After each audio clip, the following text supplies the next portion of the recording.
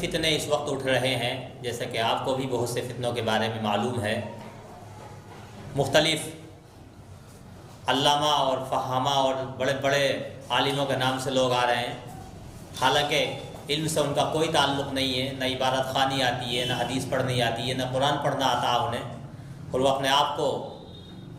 اور بڑے افسوس کی بات یہ ہے کہ وہ سنی بن کر کے آ رہے ہیں، قرآن کے بعد ایسی باتیں کر رہے ہیں کہ میں سمجھتا ہوں کہ علماء نے تو پڑھی ہوں گی وہ کتابوں میں، غیروں کی کتابوں میں دیکھی ہوں گی، لیکن آپ نے یا آپ کے باپ داداؤں نے بھی کبھی نہ سنا ہوگا ایسی باتیں وہ کہہ رہے ہیں۔ جیسا کہ میں آپ کو بتاؤں، ایک جناب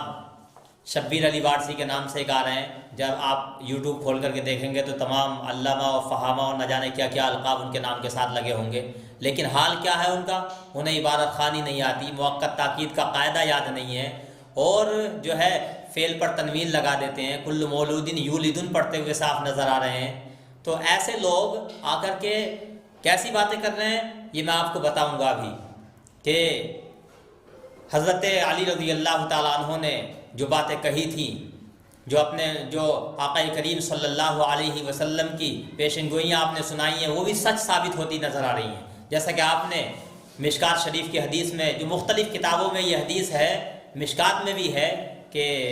حضرت علی رضی اللہ تعالیٰ عنہ سے مروی ہے، آپ کہتے ہیں کہ آقا کریم صلی اللہ تعالیٰ علیہ وسلم نے ارشاد فرمایا کہ اے علی، تمہارے بارے میں دو گروہ ہو جائیں گے، تمہاری مثال جو ہے وہ حضرت عیسیٰ علیہ السلام سے ملتی جلتی ہے۔ جیسے حضرت عیسیٰ علیہ السلام کے بارے میں دو گروہ ہو گئے تھے، ایک گروہ ایسا تھا کہ جو آپ سے محبت کا دعویٰ کرتا تھا، اور ایسی محبت کا دعویٰ کیا اس نے، ایسا تجاوز کیا، ایسا غلو کیا محبت میں کہ حضرت عیسیٰ علیہ السلام کو اس نے ابن اللہ یا اللہ کہہ دیا، اللہ کا بیٹا کہہ دیا معاذ اللہ، اور وہ گمراہ ہوا، جہنم میں گیا۔ اور ایک گروہ ایسا ہوا جس نے حضرت عیسیٰ علیہ السلام سے دشمنی کی، اور ایسی دشمنی کی، ایسا تجاوز کیا، ایسا غلو کیا دشمنی میں کہ حضرت عیسیٰ علیہ السلام کے والدہ محترمہ حضرت مریم رضی اللہ تعالی عنہا کے خلاف زنا تک کا الزام لگا ڈالا معاذ اللہ۔ حضرت علی فرماتے ہیں، اس کے بعد کا سنو، حضرت علی فرماتے ہیں کہ مجھے یقین ہے کہ اللہ کے رسول صلی اللہ علیہ وسلم نے میرے بارے میں جو پیشن گوئی فرمائی ہے وہ ہو کر رہے گی، یقیناً میرے بارے میں دو گروہ ہوں گے، جو ایک میری محبت میں جو ہے غلو اور تجاوز سے کام لے گا، اور ایک میرے بغض میں جو ہے میری دشمنی میں غلو سے کام لے گا، اور ایسا ہوا، یقیناً دو گروہ، اور ہو رہا ہے، یقیناً دو گروہ ایسے ہوئے اور آج بھی موجود ہیں، وہ جن میں سے ایک کو رافضی کا نام دیا جاتا ہے، ایک کو خارجی کا نام دیا جاتا ہے۔ ایک نے جن کو رافضی کہا جاتا ہے، حضرت علی رضی اللہ تعالیٰ عنہ خیبر شکن حیدر کرار کے تعلق سے محبت کا وہ انداز اپنایا کہ جو چیزیں حضرت علی رضی اللہ تعالیٰ عنہ کے اندر نہیں تھی وہ بھی بیان کی، اور یہ حضرت علی کی تعریف نہیں بلکہ حضرت علی رضی اللہ تعالیٰ عنہ کی توہین تھی۔ جیسے میں آپ کو بتاؤں کہ حضرت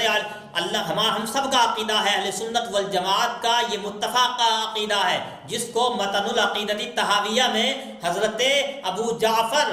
بن سلامہ رضی اللہ تعالیٰ عنہ نے، جو تقریباً 1100 سال پرانے بزرگ ہیں، انہوں نے اپنی کتاب میں علماء اہل سنت کا، پورے مسلمانوں کا یہ عقیدہ لکھا ہے کہ اللہ تبارک و تعالی تمام جہاد سے، تمام عداوات سے، تمام مکانات سے اللہ تبارک و تعالی حدود و قیود سے، ان سب چیزوں سے پاک ہے۔ لیکن ان رافضیوں میں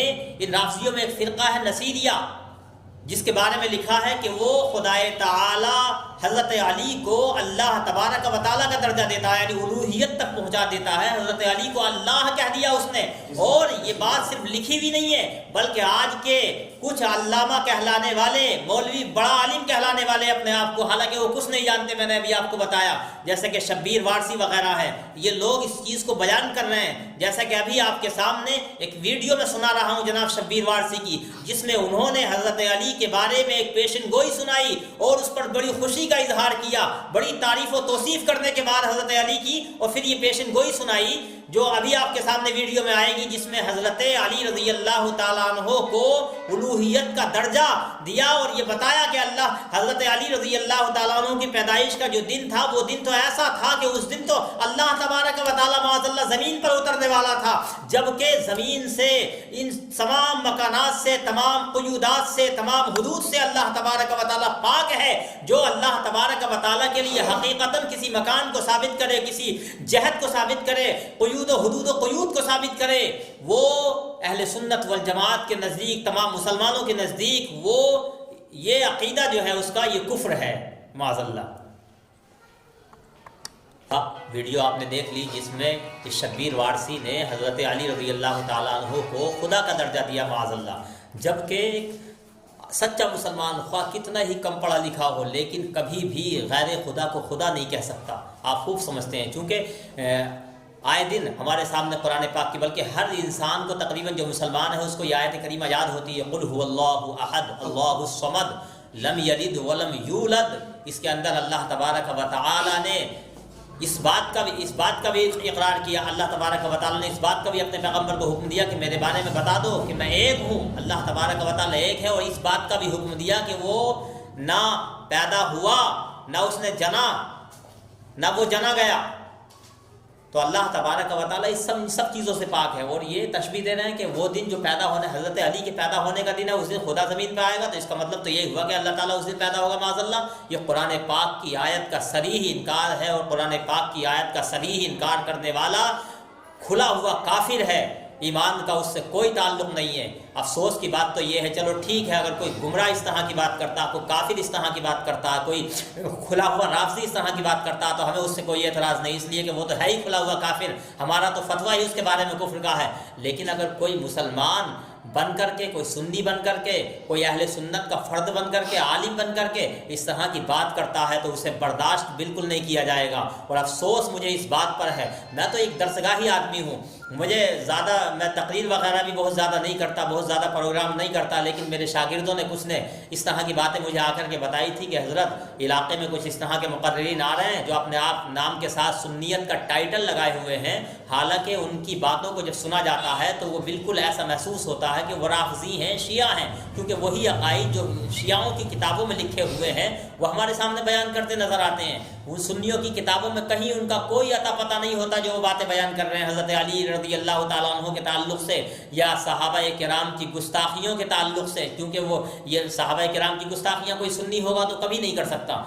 صحابہ کرام کی گستاخیاں وہی کر سکتا جو شیعہ ہوگا یا رافضی ہوگا، جس کا ایمان سے، اسلام سے کوئی تعلق نہیں ہوگا۔ جو مسلمان ہوگا صحابہ کی گستاخی کیسے کر سکتا؟ آپ مجھے خود بتائیں، سچے دل سے بتائیں، جن صحابہ نے آقا کریم صلی اللہ علیہ وسلم کی صحبت کو اختیار کیا، اللہ کے رسول صلی اللہ علیہ وسلم نے اپنی زبان مبارک سے جن صحابہ کی عظمت و فضیلت کو خود بیان کیا، کہیں ارشاد فرمایا اللہ فی اصحابی لا تتخذوہم غرضا بعدی، کہیں ارشاد فرمایا اصحابی کالنجوم بایہم اقتدیتم واہتدیتم، کہیں اللہ کے رسول نے قرآن پاک کی آیت کریمہ کو صحابہ کی افضلیت، جس آیت کریمہ میں صحابہ کی افضلیت کو بیان کیا گیا، صحابہ کے سامنے اس آیت کریمہ کو سناتے ہوئے آقا کریم نے ارشاد فرمایا وَكُلًّا وَعَدَ اللَّهُ الْحُسْنَى۔ ان صحابہ کے بارے میں بھلا کوئی سنی، کوئی سچا مسلمان کیسے گستاخی کا تصور کر سکتا ہے؟ یہ تو کوئی شیعہ یا رافضی ہوگا جو صحابہ کا دشمن ہوتا ہے، جو صحابہ کی شان میں گستاخیاں کرنے والا ہوتا ہے۔ میرے بھائی، میں ہاتھ جوڑ کر کے آپ سے بڑی سنجیدگی سے یہ بات کہوں گا کہ آپ جو ہے، رہی یہ بات کہ حضرت علی رضی اللہ تعالیٰ عنہ کے فضائل و مناقب تو اہل سنت سے اچھا کون بیان کر سکتا ہے؟ سچ میں تو حضرت علی سے محبت ہم کرتے ہیں، انہیں خیبر شکن ہم مانتے ہیں، انہیں جو ہے حیدر کرار ہم مانتے ہیں، انہیں آقا کریم صلی اللہ علیہ وسلم کا سچا صحابی ہم مانتے ہیں، انہیں اہل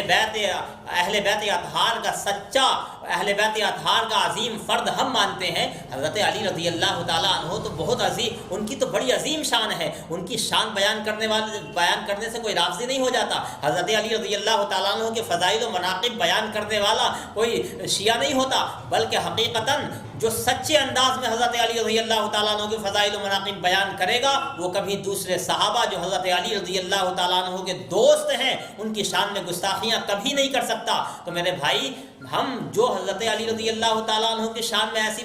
باتیں بیان کرے جو ان کے اندر نہیں ہے، یعنی انہیں خدا تک پہنچا دے، ہمارے نزدیک وہ بھی گمراہ، بددین، فاسق، کافر ہے۔ اور جو حضرت علی رضی اللہ تعالیٰ عنہ کے تعلق سے ان کی دشمنی میں ایسی باتیں بیان کرے جس سے حضرت علی خیبر شکن حیدر کرار کی توہین ہوتی ہو، ایسا شخص بھی اہل سنت والجماعت کے علماء کو بالکل پسند نہیں ہے، وہ بھی ہمارے نزدیک بددین، فاسق اور خارجی ہے۔ لہٰذا ایسے لوگوں سے نہ ہمارا خارجیوں سے کوئی تعلق ہے، نہ ہمارا رافضیوں سے کوئی تعلق ہے۔ اس لیے میرے بھائی، میں آپ سے بڑی مؤدبانہ طریقے سے یہ بات عرض کروں گا کہ آپ نہ خارجیوں سے کوئی تعلق رکھیں، یعنی اگر آپ کے سامنے کوئی حضرت علی رضی اللہ تعالیٰ عنہ کی اہل بیت اطہار کی شان میں ادنا سی بھی گستاخی کرے تو آپ اس سے کوئی تعلق نہ رکھیں۔ ایسے ہی اگر کوئی دوسرے صحابہ کرام کی گستاخیاں کرے یا حضرت علی کے بارے میں خدا ہونے کا اعلان کرے، خدائی تک پہنچانے کا دعویٰ کرے، یا حضرت علی رضی اللہ تعالیٰ عنہ کے بارے میں ایسی باتیں بیان کرے جو حقیقتاً ان کے اندر نہیں تھیں، تو اس سے بھی آپ کا کوئی تعلق نہیں ہے۔ ہم تو صراط مستوی کے ماننے والے ہیں، صراط مستقیم کے ماننے والے ہیں، درمیانی راستے کو اپنانے والے ہیں۔ نہ اہل سنت والجماعت کے اندر نہ افراط ہوتا ہے، نہ تفریط ہوتی ہے۔ ہم نہ کسی کی محبت میں غلو کرتے ہیں اور نہ کسی کو اس کے مرتبے سے نیچے گھٹاتے ہیں، بلکہ ہم تو اہل سنت والجماعت تو ایک ایسا فرقہ اور ایسی جماعت ہے جس کو سواد الاعظم کہا گیا، جس کے بارے میں جو ہے حدیث پاک میں آیا فَالْزَمُوهُ وَالسَّوَادَ الْأَعْظَمَ، تم سواد اعظم کو لازم پکڑ لو، بڑی جماعت کا دامن پکڑ لو۔ اور آپ نے دیکھا ہے اللہ کے رسول نے بڑی جماعت کے لیے کہا ہے۔ آج بھی دنیا میں جتنے سروے ہوئے ہیں کہ کون سا فرقہ، کون سی جماعت دنیا میں سب سے زیادہ ہے، تو آپ کو یہ اندازہ ہوگا کہ آج بھی پوری دنیا میں سب سے بڑی جماعت اہل سنت والجماعت ہے۔ لہٰذا جتنے بھی چھوٹے چھوٹے فرقے، چھوٹی چھوٹی جماعتیں، خواہ وہ رافضیت، شیعیت یا جو ہے تفضیلیت یا تبرائیت یا جو ہے وہابیت یا دیوبندیت، یہ جتنی بھی جماعتیں کٹی ہیں سب اہل سنت سے کٹی ہیں، اور یہ ایسے سمجھو کہ اعتزال کا راستہ اپنایا انہوں نے، یہ سب گمراہ ہیں۔ آج بھی حق کا راستہ وہی ہے جو صحابہ کرام کے دور سے لے کر آج تک سواد اعظم کا راستہ اپنائے ہوئے ہے، سواد اعظم پر گامزن ہے، سب سے بڑی جماعت ہے۔ لہٰذا اسی سے آپ وابستہ رہو، یہی حق کا راستہ ہے، یہی سچائی کا راستہ ہے، یہی صراط مستقیم کا راستہ ہے۔ آخر میں بس میں آپ سے یہ کہنا چاہوں گا کہ جب بھی آپ کے سامنے ایسے لوگ آئیں، ایسا نہیں ہے کہ ہم ان لوگوں کے سامنے بات کرنے سے ڈرتے ہیں، ارے ان کی ہمارے سامنے حیثیت کیا ہے؟ ہمارے سامنے ان کی کوئی حیثیت نہیں ہے۔ میں تو کہتا ہوں کہ میرے شاگرد کے سامنے بھی ان سے عربی عبارت نہیں پڑھی جائے گی، اور عربی عبارت کی بات تو بہت دور کی ہے۔ ان میں ایک ہمارے سنبھل گئی ہیں جنہیں ڈاکٹر حسن کہتے ہیں، ڈاکٹر لگا دیا ان کے نام کے ساتھ۔ میرے بھائی میں بتاؤں آپ کو، ایسے جاہل آدمی ہے کہ ان سے قرآن کی آیت بھی نہیں پڑھی جاتی۔ جب خطبہ پڑھتے ہیں تو پڑھتے ہیں نحمدہ، جبکہ نحمدہ ہے یہ متکلم کا صیغہ، جمع متکلم کا، اس کو پڑھتے ہیں نحمدہ معاذ اللہ۔ تو قرآن کی آیت جن سے نہ پڑھی جاتی ہو، اور وہ قرآن، ارے قرآن تو وہ ہے، آج تم امام حسین سے محبت کا دعویٰ کرتے ہو۔ اگر قرآن کو بچانے کے لیے، قرآن کی حفاظت کے لیے 72 نفوس قدسیہ کو انہوں نے کربلا کے میدان میں قربان کر دیا، آج تم سے وہ قرآن بھی نہیں پڑھا جا رہا، قرآن کی تلاوت کرنا نہیں آ رہی، قرآن کو الٹے سیدھے انداز میں پڑھ لے ہو، اور تم جو ہے اہل سنت والجماعت سے مقابلے کی بات کرتے ہو، صحابہ کی توہین کرتے ہو، امام حسین سے محبت کا دعویٰ کرتے ہو، یہ افسوس کی بات ہے۔ میرے بھائی میں آپ سے کہوں گا، جب یہ ایسے لوگ آپ کے سامنے آئے تو آپ ان سے کہو بھائی ہمارے علاقے میں مختلف اہل سنت کے علماء موجود ہیں، بلکہ میں تو یہ کہتا ہوں، میں اپنے آپ کو بہت بڑا عالم نہیں کہتا، میں کہتا ہوں کہ پھر بھی میں جو کچھ بھی جانتا ہوں آپ سے انشاءاللہ بات کرنے کے لیے ہر وقت تیار ہوں۔ جب بھی آپ آئیں، گوبند پور میں آئیں یا آس پاس کے جس گاؤں میں بھی آئیں، آپ جہاں بھی آئیں، شبیر وارسی ہو یا ڈاکٹر حسن ہو یا اور ان کی کوئی حیثیت نہیں ہے، ان سے بڑا بھی اگر تمہاری نظر میں کوئی بڑا عالم ہو، ان سے بھی بہت بڑا ہو تو اسے لے آؤ انشاءاللہ۔ اگر تم یہ کہتے ہو کہ یہ تو آج کے علماء نے لکھ دیا ہے تو چھوڑو، میں کہتا ہوں 500-700 سال تک کی کتابوں کو تھوڑی دیر کے لیے ایک طرف رکھ دو، اور اس سے پہلی جو کتابیں عربی کی کتابیں ہیں، احادیث کی کتابیں ہیں، بڑے بڑے علماء، محدثین، مفکرین، فقہا نے لکھی ہیں، ان کتابوں کو لے آؤ۔ امام جعفر صادق کی طرف جو کتابیں تم منسوب کرتے ہو انہی کو لے آؤ جو حقیقت میں سچی ہو، یعنی انہی کی لکھی ہوئی ہو، ان کو لے آؤ جو اصلی حالت میں ہو۔ میں کہتا ہوں تم بھی پڑھو، عربی کی عبارت پڑھ کر کے سناؤ، میں بھی عربی کی عبارت پڑھ کے سناتا ہوں، اور بات کرو انشاءاللہ۔ مجھے امید ہے کہ آپ 10 منٹ بھی ہمارا مقابلہ نہیں کر سکتے، اور ہم آپ کا گمراہ ہونا مکمل طریقے سے بلکہ روز روشن کی طرح پبلک کے سامنے واضح کر دیں گے۔ اور میں یہ کوئی بات اپنے تکبر کی بنیاد پہ نہیں کہنا، میں کان پکڑتا ہوں کہ اگر تھوڑا سا بھی تکبر آئے، میں اللہ تبارک و تعالیٰ سے تکبر سے مکمل طریقے سے تکبر کے شر سے پناہ مانگتا ہوں۔ لیکن ہاں، تحدیث نعمت کے طور پر اتنا ضرور کہوں گا کہ گمراہوں سے مقابلے کے لیے ہم ہر وقت تیار ہیں، یہ کوئی چیلنج نہیں ہے، بالکل میرا دعویٰ ہے۔ جب بھی آپ چاہیں میں جامعہ اہل سنت خلیل العلوم میں پڑھاتا ہوں، اللہ کا فضل ہے، میں فضیلت تک پڑھاتا ہوں۔ آپ جب بھی چاہیں خلیل العلوم کا دروازہ ہر وقت کھلا ہوا ہے، جس وقت چاہیں آپ آ جائیں اور آ کر کے بات کر لیں، علمی گفتگو ہوگی، چند آدمی آپ اپنی طرف سے لے آئیں، چند آدمی ہم لے آتے ہیں اور بات کر لیتے ہیں۔ اگر واقعی تمہاری بات غلط ہوگی تو ہم بصر و چشم قبول کر لیں گے، لیکن ہمیں یقین ہے کہ تمہاری جو باتیں ہیں وہ احادیث و قرآن کی روشنی میں بالکل غلط اور فاسد ہیں، تم انہیں کبھی بھی سچ اور صحیح ثابت نہیں کر سکتے۔ انہی باتوں کے ساتھ میں اپنی گفتگو کو ختم کرتا ہوں۔ اور ہاں، لیکن یہ بھی کہوں گا ساتھ میں، اگر آپ توبہ کر لیں تو بہت اچھی بات ہے، ہم آپ کو اپنے سینے سے لگانے کے لیے تیار ہیں، گلے سے لگانے کے لیے تیار ہیں۔ آؤ تو صحیح، توبہ کرو۔ حضرت علی رضی اللہ تعالیٰ عنہ کا جو عظیم مقام و مرتبہ ہے، اس اعتبار سے حضرت علی کو فضیلت دو۔ تم جو ہے موضوع حدیثیں جو گڑھی ہوئی ہیں، جو شیعوں نے گڑھ لی ہیں، جنہیں اپنی کتابوں میں گڑھ گڑھ کے لکھ دیا، وہ سناتے ہو پبلک کو آ کر کے۔ ارے حضرت علی رضی اللہ تعالیٰ عنہ کے بارے میں تو صحیح احادیث اتنی زیادہ ہیں، معتبر احادیث اتنی زیادہ ہیں کہ تم پوری رات سناؤ گے تو ختم نہیں ہو سکتی، لیکن بندوں سناؤ گے کہاں سے؟ تم نے کبھی بخاری کو کھول کے نہیں دیکھا، کبھی مشکات کو کھول کے نہیں دیکھا، کبھی ترمذی کو کھول کے نہیں دیکھا، ابو داؤد کو کھول کے نہیں دیکھا، سیاہ ستہ کا مطلب تم نہیں سمجھتے، تو تم ان کتابوں کی حدیثوں کو سناؤ گے کیسے؟ تم تو وہی سناؤ گے جس کا مطالعہ کرتے ہو۔ اور جہاں جہاں جاتے ہو، آج تم جاتے ہو شیعوں کے یہاں جاتے ہو، بھائی آخر کیوں تمہیں شیعہ پسند کر رہے ہیں؟ ارے شیعہ تو سنیوں کے بہت بڑے مخالف ہوتے ہیں، لیکن تمہاری تقریروں میں وہ نعرے لگا رہے ہیں، تمہیں بلا رہے ہیں، تمہیں پیسہ دے رہے ہیں، آخر کیا بات ہے؟ ہمیں تو کوئی نہیں بلاتا شیعہ، کیوں نہیں بلاتا؟ اس لیے کہ ہم جب ان کے ہاں جائیں گے تو ان کی حقیقت کو بیان کریں گے۔ میں یہ نہیں کہتا شیعوں مت جاؤ، شیعوں میں جاؤ، لیکن وہاں جانے کے بعد جو گستاخ صحابہ ہیں ان کا رد کرو، انہیں جو حقیقت ہے، جو کتابوں میں حقیقت لکھی ہوئی ہے اس کو بتاؤ، اور ان کے عقائد باطلہ کا رد کرو، تب بھی تمہیں سینے سے لگانے کے لیے تیار ہیں۔ لیکن ان میں جانے کے بعد انہی کی زبان میں بات کر رہے ہو، ان میں جانے کے بعد انہی کی بولی میں بات کر رہے ہو، ان میں جانے کے بعد انہی کے مطابق جو ہے حضرت علی رضی اللہ تعالیٰ عنہ کے تعلق سے خدا ہونے کا انہوں نے اپنا عقیدہ کہ اپنی کتابوں میں ظاہر کر دیا، تو اسی عقیدے کو سنا رہے ہو، اس پہ خوشی کا اظہار کر رہے ہو، نعرے لگ رہے ہیں تمہاری تقریروں میں۔ کیا سمجھا جائے بتاؤ، ہم کیا سمجھیں اس سے؟ میرے بھائی یہ کوئی بہت بڑی بات نہیں ہے، آپ بھی سمجھ سکتے ہیں۔ آخر ان کے پاس جا کر کے انہی کی زبان میں بات کرنا کس چیز کو پیغام دیتا ہے؟ تو باتیں تو بہت ہیں کہنے کے لیے، لیکن یہ ضروری باتیں تھیں جو میں نے آپ کے سامنے رکھ دیں۔ اب یہ ہے کہ آگے کبھی وہ آئیں یا اس طرح کی باتیں کریں کہ مولانا کامل صاحب نے جو بیان کیا ہے وہ سب غلط بیان کیا ہے ہمارے تعلق سے، تو آپ ہمارے پاس بلا کے لے آؤ، پریشانی کیا ہے؟ آخر تمہیں آنے میں کون سی پریشانی ہے؟ اگر حق پہ ہو تو آؤ، بات کرو، پتہ چل جائے گا کون حق پہ ہے، 10 منٹ میں انشاءاللہ فیصلہ ہو جائے گا۔ اللہ تبارک و تعالی ہم سب کو حق سننے، حق بولنے، حق